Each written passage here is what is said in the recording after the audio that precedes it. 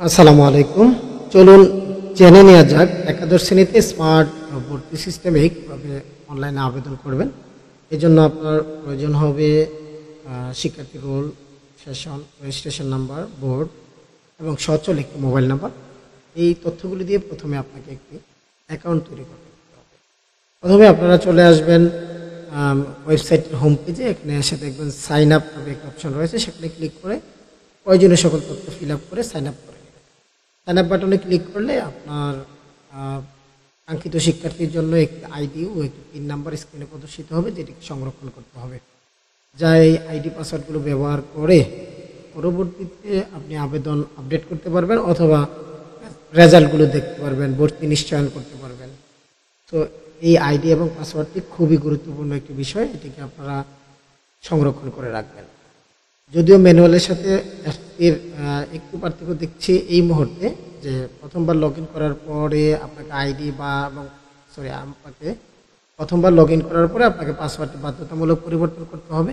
কিন্তু আমি এই আবেদনটি করার ক্ষেত্রে এই অপশনটি পরিলক্ষিত করতে পারিনি, অর্থাৎ ফার্স্ট টাইম লগ ইন করার পরে আমাকে পাসওয়ার্ড চেঞ্জ করার জন্য কোনো অপশন দেওয়া হয়নি এবং কোথাও খুঁজে আমি পাসওয়ার্ড পরিবর্তনের অপশন পাইনি। পরবর্তীতে হয়তো আপডেট করে নেবে এবং আপনারা যদি এই সুযোগ পান তাহলে অবশ্যই পিনটিকে বা পাসওয়ার্ডটিকে আপডেট করে নেবেন। লগ ইন করার পর শিক্ষার্থীর প্রোফাইল এখানে দেখা যাবে এবং বিস্তারিত সকল তথ্য, শিক্ষার্থীর ব্যক্তিগত তথ্য, এসএসসি পরীক্ষার তথ্য, আবেদনের অবস্থা, পেমেন্টের অবস্থা, ডিটেলস আপনারা দেখতে পাবেন। বাম পাশে রয়েছে মেনু, এখানে প্রোফাইল, আবেদনের ধরন ইত্যাদি থাকবে। এখান থেকে প্রথমেই আপনাকে যে কাজটি করতে হবে, আবেদনের পূর্বে আবেদনের জন্য যে নির্ধারিত ফিটি আছে সেটি পেমেন্ট করে দিতে হবে। আবেদন ফি জমা দেওয়ার জন্য আপনারা দুটি অপশন পাবেন। একটি হলো সোনালী ই সেবা, যেখানে সোনালী ব্যাংক থেকে বা সোনালী ই ওয়ালেট থেকে সরাসরি দিতে পারবেন। আরেকটি হচ্ছে SSL কমার্জ। এই অপশানটি ব্যবহার করে মূলত আপনারা মোবাইল ব্যাংকিংয়ের থেকে আবেদন ফি জমা দিতে পারবেন। আপনার জন্য যে সার্ভিসটি প্রযোজ্য, অর্থাৎ আপনার কাছে যেটি অ্যাভেলেবেল আছে আপনি সেটি ইউজ করবেন। আমি এখানে মোবাইল ব্যাংকিং বিকাশ থেকে পেমেন্ট করতে চাচ্ছি। সো আমি বের হয়ে এসে পুনরায় আবার বিকাশের জন্য যে ডান পাশে অপশানটি দেওয়া আছে সেই অপশানটিতে প্রবেশ করব। অর্থাৎ ডান পাশে যে অপশানটি আছে SSL কমার্জ, এই অপশানটিতে ক্লিক করে আমরা এখানে অনেকগুলো অপশান দেখতে পাবো। সেখানে কার্ড আছে, মোবাইল ব্যাংকিং আছে, নেট ব্যাংকিং আছে। সেক্ষেত্রে আমরা মাঝখানে যে অপশানটি রয়েছে মোবাইল ব্যাংকিং, সেটি সিলেক্ট করে বিকাশ, নগদ দিয়ে যেটি থেকে পেমেন্ট করতে চান সেটি সিলেক্ট করবেন। আমি বিকাশ সিলেক্ট করেছি এবং একবারে নিচে যে অপশানটি রয়েছে পে, এই বাটনটিতে ক্লিক করে আমরা পেমেন্ট প্রক্রিয়াটি সম্পন্ন করব। এক্ষেত্রে আপনার বিকাশ নাম্বারটি এখানে এন্ট্রি করব, কনফার্মেশন করে নিতে হবে ভেরিফিকেশন কোডের মাধ্যমে, যেটি আপনার মোবাইলে SMS এর মাধ্যমে আসবে।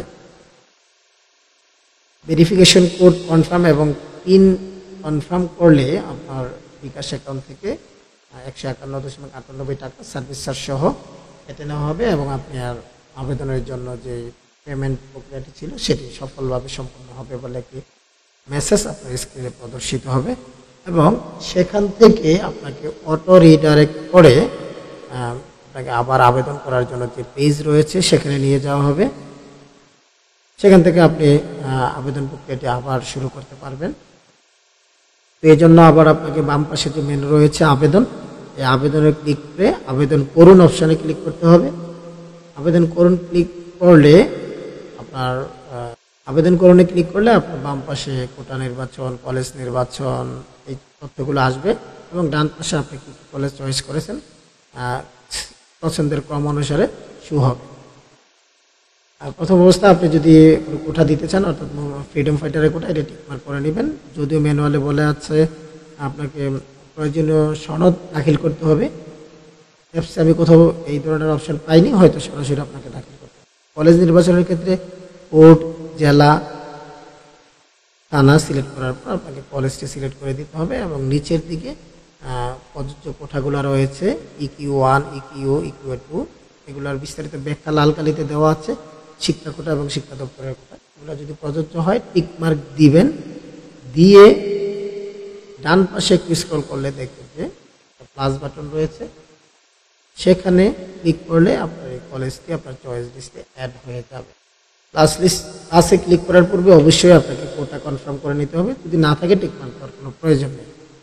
একই প্রক্রিয়া আপনাকে কমপক্ষে 5টি কলেজ নির্বাচন করতে হবে, সর্বোচ্চ 10টি পর্যন্ত কলেজ আপনাকে পছন্দ করার সুযোগ দেওয়া হবে।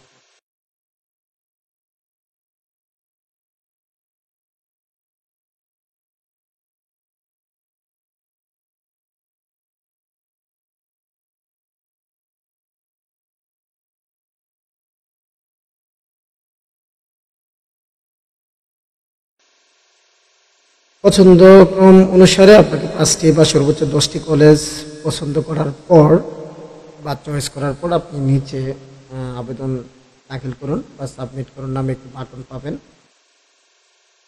আবেদন সাবমিট করুন বাটনে ক্লিক করবেন এবং এগিয়ে যান বাটনে ক্লিক করলে আপনার আবেদনটি সফলভাবে সংরক্ষিত হবে। ইচ্ছে করলে আপনি পরবর্তীতে আবার আবেদন আপডেট করতে পারবেন। এক্ষেত্রে আপনি সর্বোচ্চ 5 বার আপডেট করতে পারবেন নির্ধারিত সময়ের ভিতরে। তো এই পর্যন্ত আপনার আবেদন করা কমপ্লিট।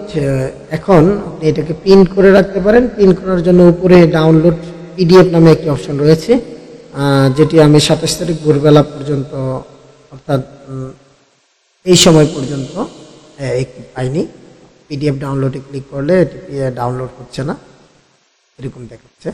আপডেট করার জন্য ইচ্ছা করলে আপডেট বাটনে ক্লিক করলে আবার পূর্বের অবস্থায় ফিরে গিয়ে কলেজ বিয়োজন করতে পারবেন, সংযোজন করতে পারবেন, তারপরে চয়েস লিস্ট পরিবর্তন করতে পারবেন, সব কিছু করে আবার পুনরায় সাবমিট করতে পারবেন। এই ছিল 2024-25 শিক্ষাবর্ষে একাদশ শ্রেণীতে স্মার্ট ভর্তি সিস্টেমে আবেদন করার প্রক্রিয়া।